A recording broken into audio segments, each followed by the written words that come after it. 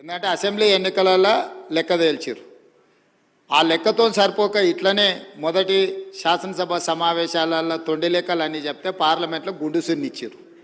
అయినా కూడా ఆలోచన మారలేదు, విధానము మారలేదు. ఔటర్ రింగ్ రోడ్డు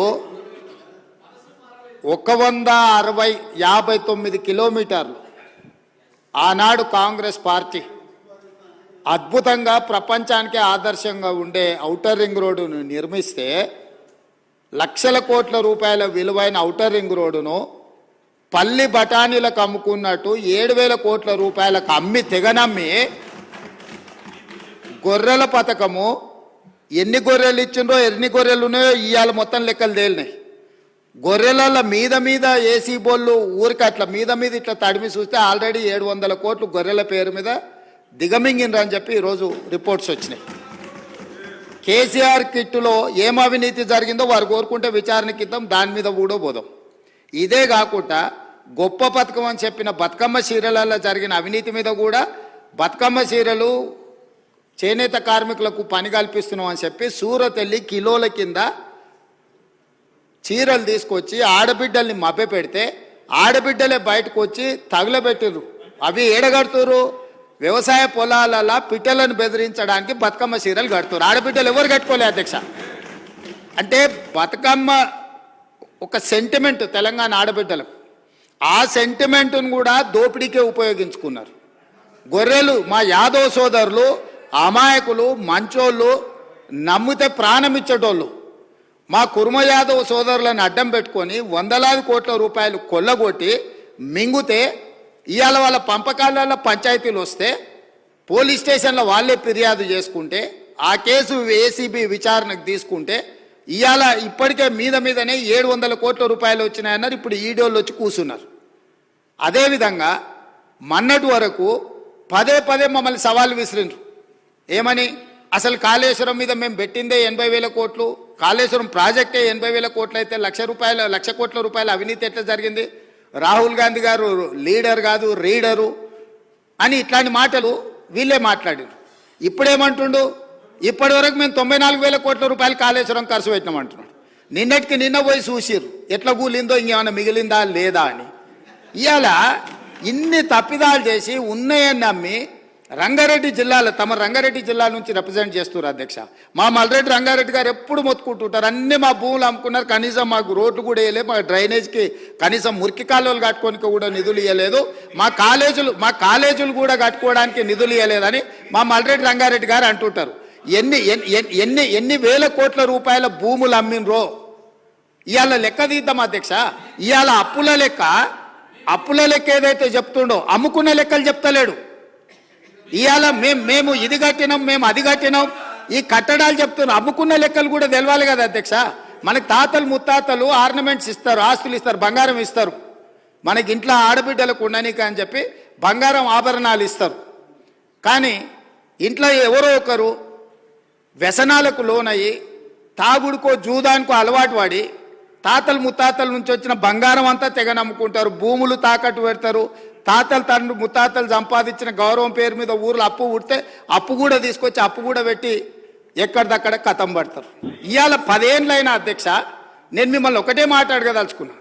ఏం అన్యాయం చేసినాం అధ్యక్ష? పాలమూరులో మేము చంద్రశేఖరరావుకి ఏం అన్యాయం చేసినాం? 2009లో కరీంనగర్ జిల్లాలో అక్కడ ఓడగొడతారని భయపడి పాలమూరు జిల్లాకు వలస వస్తే వలసలు పోయే పాలమూరు జిల్లా ప్రజలు గుండెలు పెట్టి చూసుకొని భుజాల మీద మోసి పార్లమెంటుకు పంపిస్తే పార్లమెంటుకు పోయి ఇవాళ తెలంగాణ రాష్ట్రం వచ్చినాక మొట్టమొదట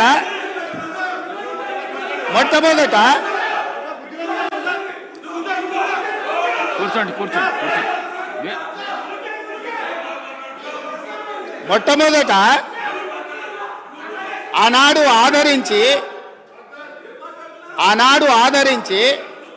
భుజాల మీద మోసి పార్లమెంటుకు పంపిస్తే తెలంగాణ రాష్ట్రం వచ్చిన తర్వాత వచ్చిన తెలంగాణ రాష్ట్రానికి మొట్టమొదటి ముఖ్యమంత్రిగా వారి బాధ్యత ఏంది అధ్యక్ష? పాలమూరు జిల్లా ప్రాజెక్టులు పూర్తి చేయొద్దా అధ్యక్ష? ఈ రోజు కూడా ఉమ్మడి రాష్ట్రంలో ఏ అన్యాయం ఏ నిర్లక్ష్యానికి పాలమూరు జిల్లా గురైందో మా తట్ట పని పార పని వలస బతుకులు ఎట్లున్నాయో బీఆర్ఎస్ పార్టీ అధికారంలోకి వచ్చిన 10 ఏళ్లలో అంతకంటే దారుణంగా తయారైనవి. ఇవాళ 10 ఏళ్ల తెలంగాణ రాష్ట్రంలో కూడా అదే కల్వకుర్తి, భీమా, నెట్టంపాడు, కోయిల్సాగరు, పాలమూరు రంగారెడ్డి, ఎత్తిపోతల, సంగంబండ, రాజోలి బండ, జూరాల ఏ ప్రాజెక్టు కూడా ఈ 10 సంవత్సరాలలో దాదాపుగా 17.5 లక్షల కోట్లు అప్పులు లెక్కలైతే 20 లక్షల పైన కోట్ల రూపాయలు ఖర్చు పెట్టినా మా పాలమూరు జిల్లా ప్రాజెక్టులు పూర్తి కాకపోవడానికి వీళ్ళ దుర్మార్గం కారణం కాదా?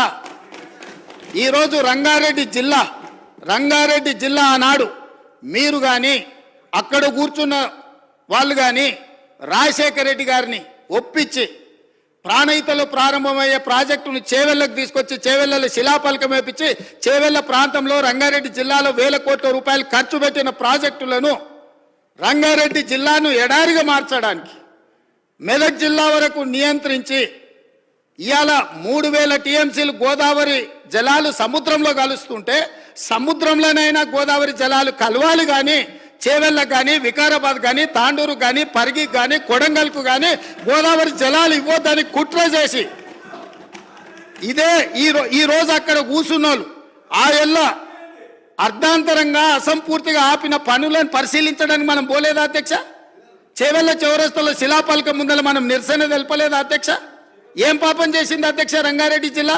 రంగారెడ్డి జిల్లాలో భూములు అమ్ముకుంటారు, రంగారెడ్డి జిల్లాలో ఉన్న ఆస్తులు అమ్ముకుంటారు. ఇవాళ చేవెళ్ళ ప్రాజెక్టును మొత్తం నిర్వీర్యం చేసి ఇంకా సిగ్గు లేకుండా ఈడికొచ్చి మేము వెలుగబెట్టినామని ఇవాళ ఈడికొచ్చి మాటలు చెప్తుండ్రా? కాంగ్రెస్ పార్టీకి పోయినసారి 19 మంది ఎమ్మెల్యేలు ఉంటే 5 మంది 6 మంది అని ఎట్లా లెక్కలు చెప్తాడు అధ్యక్ష? ఇవాళ తెలంగాణ సమాజం మొన్న జరిగిన శాసనసభ ఎన్నికలలో కాళ్ళు చేతులు ఇరిసేసిండ్రు, అయినా మారకపోతే పార్లమెంట్ ఎన్నికలలో ఉరి తీసిండ్రు.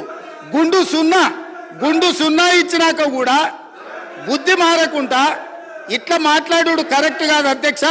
విద్యుత్తు మీద కూడా నేను మా మంత్రివర్యులు చెప్తారు, విద్యుత్తులో కేంద్ర ప్రభుత్వాన్ని మేము ఏదో పోరాటాలు చేసినామని తప్పుడు ఒప్పందాలు ఏమేం చేసిండ్రో మీటర్లు పెట్టడానికి ఒప్పుకున్న అనుమతులు ఏంటో అన్ని లెక్కలు తీసి ఇదే సభలో పెట్టి అడుగుతాము. ఇప్పుడు మీ ద్వారా వారు నిజంగానే చాలా నిజాయితీగా నడుపుంటే నేను ఒక్కటే మాట అడుగుతున్నా, బతుకమ్మ చీరల మీద, కేసీఆర్ కిట్ల మీద, గొర్రెల పంపకాల మీద, ఈ 3 పథకాల మీద మీరు గొప్ప పథకాలు అంటున్నారు కదా, దీని మీద విచారణకు సిద్ధంగా ఉన్నారా? దీని మీద సమాధానం చెప్పండి అని నేను అడుగుతున్నా అధ్యక్ష.